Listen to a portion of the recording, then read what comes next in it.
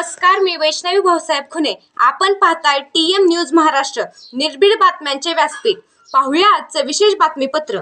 भूम व भूम परिसरातील सकल हिंदू समाज बांधवांना कळवण्यात येते की श्री अयोध्या राम जन्मभूमी येथे प्रभूंच्या प्राणप्रतिष्ठा सोहळ्यानिमित्त भव्य दिव्य शोभायात्रा रविवार दिनांक 21 जानेवारी 2024 रोजी सकाळी 9 वाजता आयोजित केली आहे।